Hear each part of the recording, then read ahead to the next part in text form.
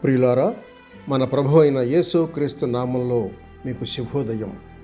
ఆయనను గూర్చి అనుదిన ఆత్మీయ ఆహారం, జూన్ 17 బుధవారం. నేటి మన ధ్యాన లేఖనం హెబ్రీయులకు రాసిన పత్రిక 13వ అధ్యాయం 1వ వచనం. సహోదర ప్రేమ నిలువరముగా ఉండనీయుడి.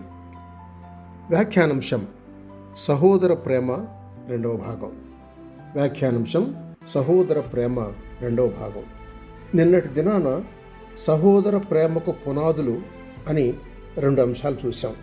అందులో ఒకటి, ఒకే కుటుంబానికి చెంది ఉండడం రక్త సంబంధం ప్రేమకు పునాది కాదు అని. రెండవదిగా, ఒకే సంఘానికి చెంది ఉండడం సహోదర ప్రేమకు పునాది కాదు అని. ఇక మూడవది, క్రీస్తు శిష్యులుగా ఉండడం సహోదర ప్రేమకు పునాది కాదు. మూడవది, క్రీస్తు శిష్యులుగా ఉండడం సహోదర ప్రేమకు పునాది కాదు. అసలు క్రీస్తు శిష్యులుగా 3.5 ఏళ్ళు కలిసి మెలిసి ఉన్నవారిలోనే సహోదర ప్రేమ లేదు. ఒక ప్రక్క ప్రభువు అతి గంభీరంగా తన మరణాన్ని గురించి చెబుతూ, తన శరీరాన్ని తిని తన రక్తాన్ని త్రాగవలసిందిగా బోధిస్తూ, ఆ పవిత్ర సంస్కారాన్ని విడమరుస్తున్న సమయంలోనే బల్ల వద్ద కూర్చున్న శిష్యుల్లో తమలో ఎవరు గొప్ప అనే వివాదం పుట్టింది. లోకాసు వార్త 22వ అధ్యాయం 24వ వచనం చూడండి, ఎంత విడ్డూరం. అందుకే పదే పదే ప్రభువు వారు ఒకరినొకరు ప్రేమించుకోవాలని ఆజ్ఞ ఇచ్చారు.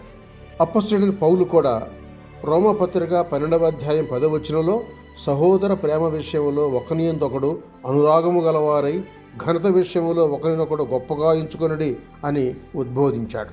4వది, సహోదర ప్రేమ ఉన్న చోట ఆతిథ్యం ఉంటుంది.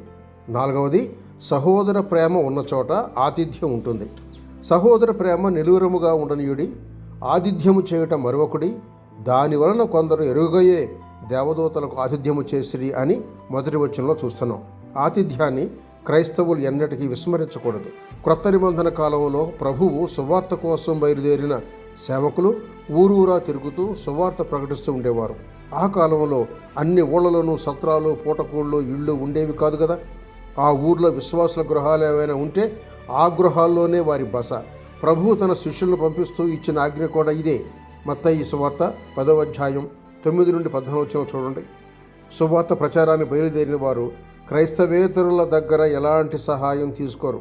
వారు అన్ని జనుల వలన ఏమీ తీసుకొనక ఆయన నామము నిమిత్తం బయలుదేరి కనుక దేవునికి తగినట్టుగా నీవు వారిని సాగనంపిన యెడల నీకు యుక్తముగా ఉండును అని 3వ యోహాను పత్రిక 7వ వచనం చెబుతోంది. పాత నిబంధన భక్తులు అతిథి ప్రియులు. అబ్రహాము ఆ మధ్యాహ్నం వేళ అపరిచితులు ఎవరో ఆ ప్రాంతానికి రావడం చూసి సాదరంగా వారిని ఇంటికి పిలిచి ఆతిథ్యం ఇచ్చాడు. పాత నిబంధనలో అనేక చోట్ల అతిథులను బ్రతిమాలి ఇంటికి తీసుకెళ్లిన వారు కనిపిస్తారు. లోతు కూడా ఇదే చేశాడు.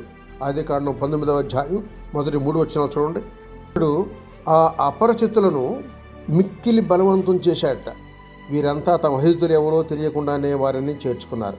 ఆ విధంగా వారు తెలియకయే దేవదూతలకు ఆతిథ్యం ఇచ్చారు. పౌలు క్రొత్త నిబంధన విశ్వాసులను పరిశుద్ధుల అవసరములలో పాలు పొందుచు శ్రద్ధగా ఆతిథ్యంచుచుండుడి అని రోమిలకు రాసిన పత్రిక 12వ అధ్యాయం 13వ వచనంలో హెచ్చరించాడు. శ్రద్ధగా ఆతిథ్యం ఇవ్వాలట. పేతురైతే సణుకొనకుండా ఆతిథ్యం ఇవ్వాలి అంటున్నాడు.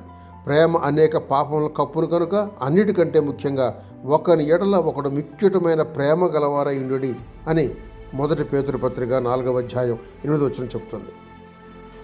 సహోదర ప్రేమ మనల్ని అతిథి ప్రియులుగా ఉండేలా ఆదేశిస్తుంది, బలవంతం చేస్తుంది. ముఖ్యంగా క్రైస్తవ స్త్రీలపైన ఎక్కువ భారం పడుతుంది. చివరి భాగం రేపటి సంచికలో. శుభములతో వందనాలు.